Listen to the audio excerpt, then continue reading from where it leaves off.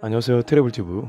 오늘은 일본이 추가 보복하려다 한국 보고 크게 당황하는 현 상황이라는 주제로 얘기해보겠습니다. 일본이 추가 보복을 하려다 당황하는 움직임이 감지되고 있어 관심을 끌고 있습니다. 일본의 경제산업성 세코 장관은 한국도 일본을 백색 국가에서 제외하는 것에 대해서 명백히 보복 조치라고 주장한 부분인데요. 일본의 경제산업성은 한국산업통상자원부가 8월 12일 발표한 전략물자 수출입 고시 개정안의 근거나 세부 내용에 관한 질문에 명확한 답변이 없는 채로 절차가 진행된다면 근거가 없는 자의적인 보복 조치라고 생각하지 않을 수 없다는 의견을 제출했다고 밝혔습니다. 일본의 수출 규제나 백색 국가 제외는 정상적인 수출 관리 차원이라고 하면서 한국의 백색 국가 제외에 대해선 보복이라고 이분법적인 말을 하고 있는 것입니다. 그런데 이러한 세코 장관의 이야기는 결국 한국이 보복을 했으므로 일본도 보복을 진행하겠다는 추가 보복에 대한 암시를 엿볼 수 있는 대목이긴 한데요. 그런데 막상 이러한 추가 보복 카드를 꺼내는 것이 매우 어려운 상황이라고 얘기되고 있습니다. 현재의 두 가지의 사안에 대해 정리해 보도록 하겠습니다. 첫 번째, 한국이 이렇게 나올 줄 몰랐다. 우선 일본에선 이렇게까지 상황이 악화될지 몰랐다는 의견이 나오고 있습니다. 자신들은 우선 한국에 경고한다는 뜻으로 실질적인 조치 없는 수출 규제를 실시한다고 발표를 했다는 것입니다. 그러한 기조가 반영된 것이 최근에 일본 수출 허가권으로 가늠해 볼 수가 있다는 것인데요. 일본의 경제 전문가는 만약 일본이 진짜 한국을 위태롭게 할 생각이었다면 추가로 불화소 수출 허가는 내주지 않아야 하는데 허가를 해줬다는 것이죠. 그러나 그 사이에 LG 디스플레이는 불화소를 국산으로 대체를 해버렸고 삼성은 일부 라인에 테스트가 막바지에 다다르고 있을 정도로 상황은 급변했습니다. 일본 미세가고 연구소의 유노가미 다카시 소장이 일본 반도체 산업은 망한 거나 다름없다고 한 이야기가 과장이 아닌 것입니다. 불매운동으로 인해서 도쿄올림픽 4천만 명 목표는 둘째치고 전반적인 일본 브랜드가 한국 내에서 극심한 판매 침체를 겪고 있는 것도 경산성의 수출 규제 시 전혀 예상하지 못했던 한국의 새로운 면으로 받아들여지고 있습니다. 유니클로는 8군데, 무인양품은 4군데가 폐업했고 일본 맥주는 97% 이상 사실상 판매 제로인 상태로 나오고 있습니다. 두 번째, 고노다로 교체와 지방 재정 적자. 현재 일본 정부는 고노다로 외무상을 교체하려는 움직임이 진행 중입니다. 일본 제1야당은 고노다루가 한국의 얼굴에 진흙칠을 했다며 비판할 정도로 일본에서도 너무했다는 인식이 지배적입니다. 그렇지만 내부적으로는 한국과의 외교적인 국면 전환을 해야 한다는 인식이 퍼져나가는 것으로 관측되고 있습니다. 현재 일본의 지방정부 부채도 상당한 편인데 한국의 지방 관광객들이 50% 감소 시 연간 3조 원 이상을 일본에서 손해볼 것으로 전망되고 있습니다. 지자체는 여러가지 상황에 재정 적자를 자체적으로 메워야 하는 상황인데 막상 8월에 일본 여행이 80% 이상 성수기임에도 감소한 것으로 나왔습니다. 물론 그것이 일본 전체를 흔들 타격을 주고 있지는 않습니다만 도쿄올림픽이나 아베 정권의 지방 살리기 등을 골자로 한 정책이 외국 관광객 중에 한국인을 상당히 의지하고 있었다는 것을 볼 때 일본이 강력한 수출 규제보다는 국면 전환을 시도하리라는 관측도 나오고 있습니다. 그러나 예상보다 상황이 너무 꼬여서 아베 총리는 시간을 들일 수밖에 없다고 하는 등 갈등 장기화 전망도 나옵니다. 트래블튜브 여기서 마치겠습니다. 감사합니다. LG화학과 삼성전자가 지난해 일본에서 가장 많은 특허를 등록한 외국 기업 톱5에 나란히 이름을 올렸다. 오일 업계에 따르면 일본 특허청이 최근 공개한 2020 현황 보고서의 지난해 최다 특허 등록 해외 기업 랭킹에서 LG화학과 삼성전자가 각각 4위와 5위에 랭크됐다. JPO는 LG화학이 지난해 일본에서 총 661건의 특허를 등록했다고 밝혔다. 이는 지난해 437건보다 51.3% 늘어난 수준이다. 특허 등록 기준 10위권 내에 선정된 외국 기업 중에서 전년 대비 특허 수가 늘어난 곳은 LG화학을 포함해 화웨이, 구글 등 3곳에 불과하다. 이 중에서 LG화학의 성장률은 화웨이, 구글을 넘어선 수치다. 등록된 특허 수가 증가하면서 LG화학의 순위도 전년보다 한 계단 상승한 4위로 집계됐다. 또 다른 한국 기업 중에선 삼성전자가 지난해 일본에서 411건의 특허를 등록해 5위에 올랐다. 전년에 비해 특허 등록 수는 27.3% 감소했다. 삼성전자의 순위는 1년 전보다 한 계단 하락한 5위다. 양사는 2017년부터 3년 연속 톱5에 이름을 올리며 한국 기업의 자존심을 지키고 있다는 평가다. 양사는 2017년부터 지난해까지 나란히 4위와 5위 자리를 놓고 엎치락뒤치락 순위 경쟁을 벌였다. 2017년 10위, 2018년 7위로 톱 10에 선정됐던 LG전자는 올해는 톱 10 밖으로 밀려났다. JPO에 따르면 지난해 일본에서 가장 많은 특허를 등록한 기업은 미국의 퀄컴으로 총 904건을 기록했다. 퀄컴은 지난해에 이어 1위 자리를 지켰다. 이어 중국의 화웨이가 총 729건의 특허를 등록해 2위를 차지했다. 화웨이는 최근 3년간 2017년 6위, 2018년 3위, 2019년 2위 등 상승세를 나타내고 있다. 이 밖에 필립스, 보잉, GE, 보쉬, 3M, 구글 등이 10위권 내에 랭크됐다.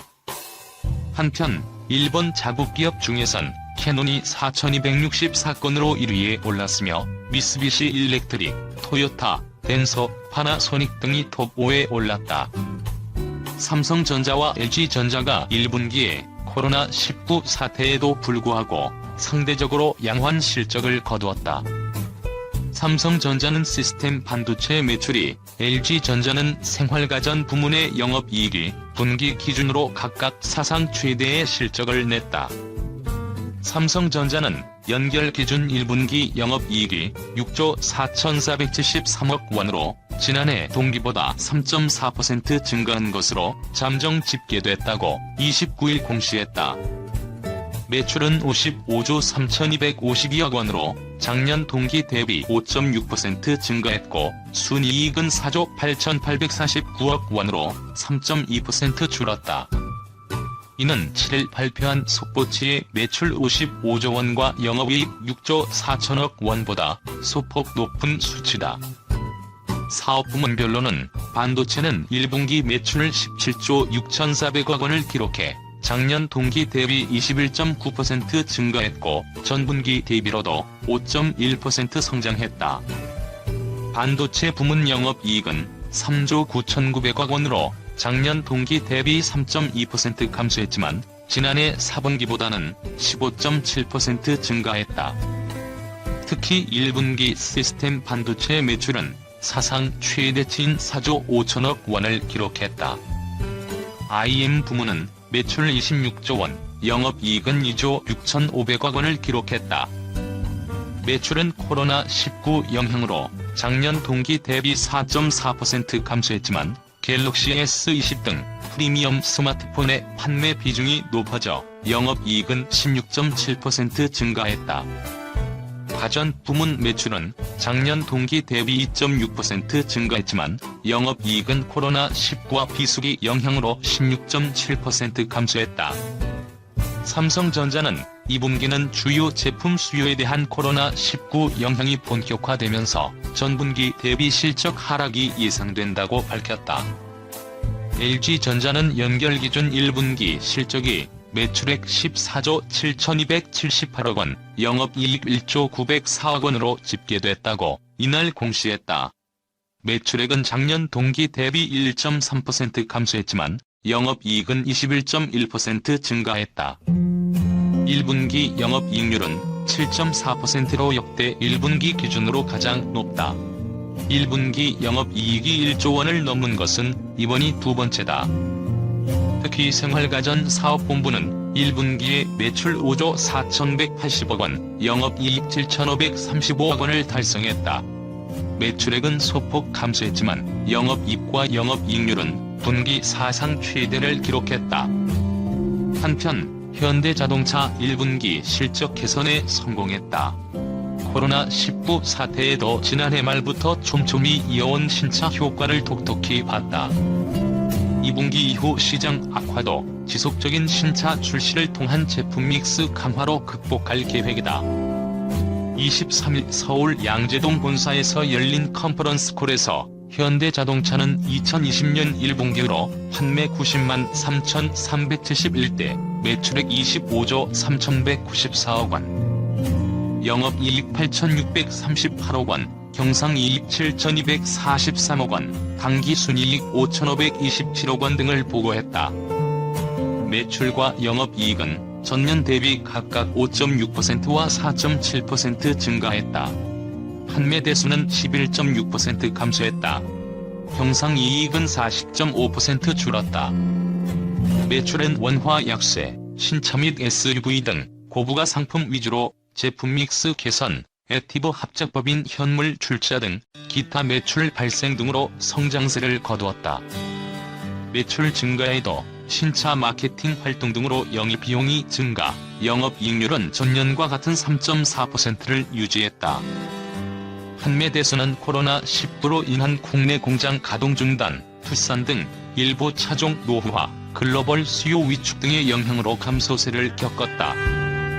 1분기 내수 판매는 13.5% 줄어든 15만 9,061대, 수출 등 해외 판매는 11.1% 뒷걸음질진 74만 4,310대다.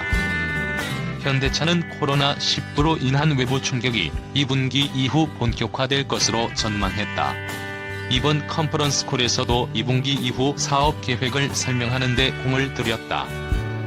부자용 현대차 IR 담당 전무는 1분기 글로벌 자동차 산업 수요는 24%, 3월만 놓고 보면 40% 이상 감소했다며 올해 성장을 예상한 중국 시장이 연초부터 급락했고 3월 중순 이후 미국과 유럽 및 인도 시장 감소세가 두드러진다고 말했다. 이어 부자용 전무는 이러한 수요 감소세는 상반기 동안 지속될 것으로 예상한다며 하반기에 시장이 회복된다 해도 글로벌 신차 시장 규모는 전년 대비 큰 폭으로 감소할 것으로 본다고 덧붙였다. 내수 시장의 빠른 회복은 현대차의 든든한 상황이다. 2019년 그랜저를 시작으로 제네시스 최초 SUV GV80, 준중형 절대 강자 아반떼 등 굵직한 신차들이 내수 시장을 지탱했다. 1분기에 신차로만 12만 대 이상 판매고를 올렸을 정도다. 2분기에도 해외 시장보다 내구 시장은 안정세를 이어갈 것으로 회사 측은 전망했다. 2분기 이후에도 믿을 것은 신차 효과다. 하반기 현대차는 준중형 SUV 투싼을 시작으로 산타페, 코나 등 SUV 라인업 쇄신에 나선다. 여기에 제네시스 브랜드 두 번째 SUV인 GV70도 하반기 출시를 예고했다.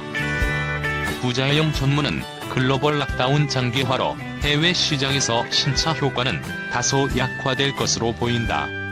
해외 신차 출시 일정 역시 변경될 가능성이 있다며 그럼에도 수익성 높은 제품 중심으로 제품 믹스를 개선한다는 방향은 변함없다고 말했다. 부 전무는 글로벌 시장 전략으로 온라인 판매 및 딜리버리 체계 구축, 브랜드 이미지 제고, 친환경차 재고 확보를 통한 시장 선점 준비 등도 제시했다.